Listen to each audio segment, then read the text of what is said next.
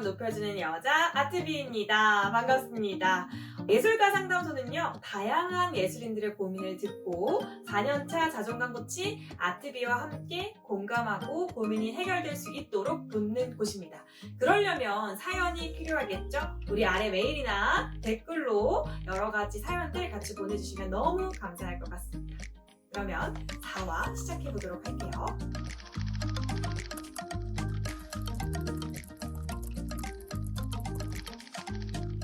안녕하세요. 30대 글 쓰는 예술가입니다.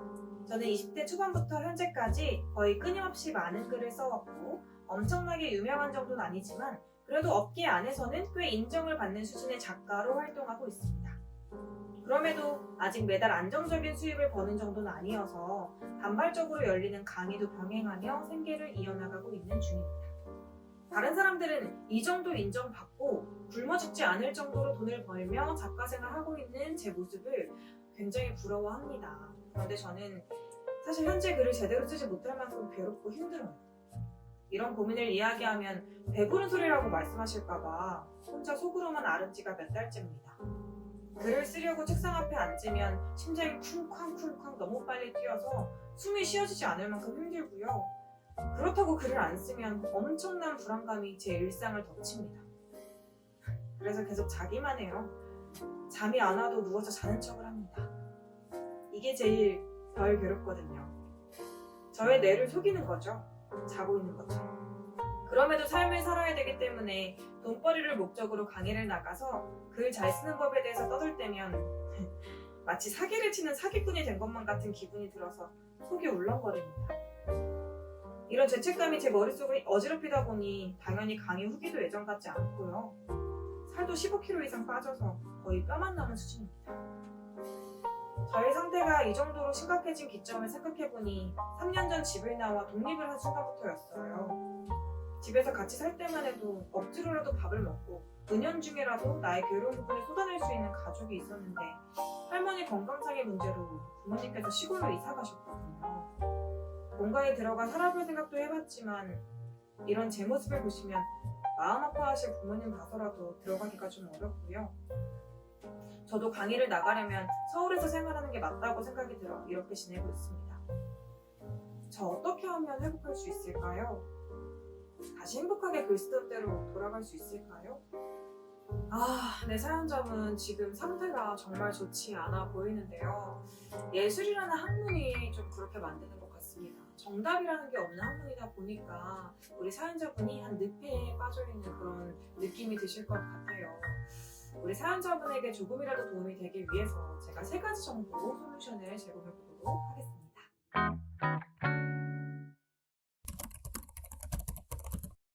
첫 번째는요, 우리는 늘 완벽할 수 없다라는 거예요. 저도 겉으로 보면 어느 정도 인생을 잘 살고 있는 것 같고 어느 정도는 완벽한 부분이 있는 것 같아 보이시겠지만 저도 사실 자존감 강의하면서 여러 가지 좀 고민들이 많았어요. 특히 초창기에 할 때는 제 자존감도 왔다 갔다 하는데 누구 자존감을 내가 케어를 할까 이런 생각에 좀 많이 주눅이 들었던 것 같습니다. 그래서 제가 자존감이 낮을 때 강의를 할 때는 우리 사연자분처럼 나까짓게 뭐라고 자존감에 대해서 운운하지? 막 이런 생각을 했어요. 소위 말하는 현타를 제가 좀 많이 느꼈습니다. 그런데 인생이라는 게, 그리고 삶이라는 게, 그리고 사람이라는 게 절대 완벽할 수가 없더라고요. 이건 진리더라고요. 그래서 우리 사연자분도 이 포커스에서 좀 벗어나셨으면 좋겠습니다. 제가 운동을 하잖아요. 운동이 좀 삶이랑 좀 비슷하더라고요. 운동을 하기 위해서 우리가 근육을 키워야 하는데 근육이라는 게 하루 이틀 운동한다고 생기는 게 아니거든요. 그래서 이 운동을 하다 보면 나중에 근손실 생기기 싫어서 술도 안 마시게 되고 오늘 헬스장 가야 돼 이러면서 가게 되고 운동도 더 하게 됩니다. 그렇게 지켜내는 게 바로 근육이거든요. 내 삶도 그리고 전문 분야도 똑같은 것 같아요. 내가 나의 삶을 지켜내기 위해서 나의 전문 분야를 지켜내기 위해서 고군분투하면 할수록 우리의 삶의 근육이 전문 분야에 대한 근육들이 많이 잘 생성이 되는 것 같아요. 근데 이 근육도요, 우리가 이 근육을 지켜야 돼, 강박을 가지면서 막 스트레스 받으면서 지키려고 하면요, 근육은 지킬 수 있을지 몰라도요, 정신 상태는, 나의 몸과 마음의 건강은 좀 많이 나빠질 수가 있습니다. 그래서 운동도 뭐 7일 다 운동하는 게 아니라 3일에 한 번씩은 쉬어주는 타임이 필요한 것처럼, 우리가 건강하게 이 근육을 만들어내는 밸런스를 잘 유지를 하셔야 하는데, 이게 지금 살짝 삐끗하신 것 같아요. 그래서 우리가 삶의 근육, 전문 분야의 근육을 키워내기 위해서 우리 사연자분이 완벽함을 좀 내려놓으시고, 내가 어떻게 건강하게 쉴 수 있고 어떻게 건강하게 또 근육을 키워낼 수 있을지에 대한 고민들을 했으면 좋겠습니다.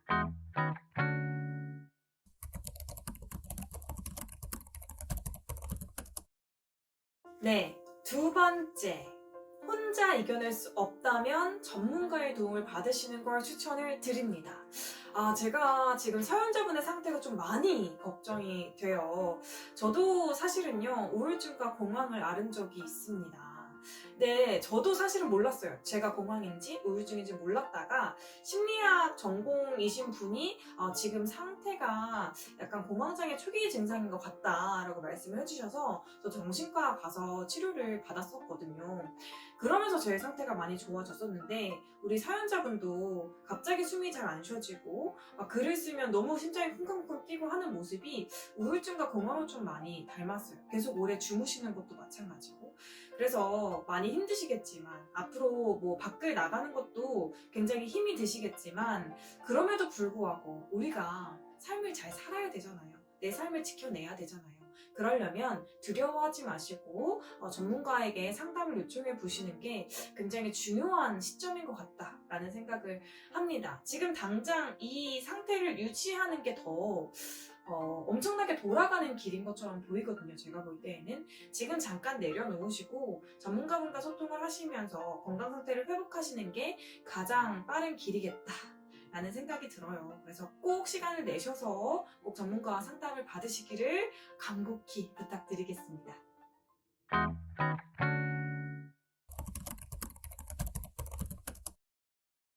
네, 세 번째. 잠시 글을 쓰지 않는 것도 방법입니다.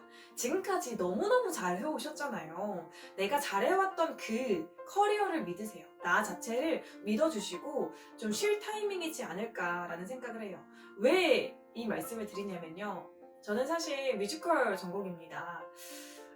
목소리도 좀 타고났다는 얘기도 들었고요. 노래를 못 부른다라는 얘기도 잘 듣지 못했었어요. 그래서 노래가 너무 좋아서 초등학교 6학년 때는 가수가 되고 싶어서 SM 오디션도 보러 다니고 막 그랬었고요.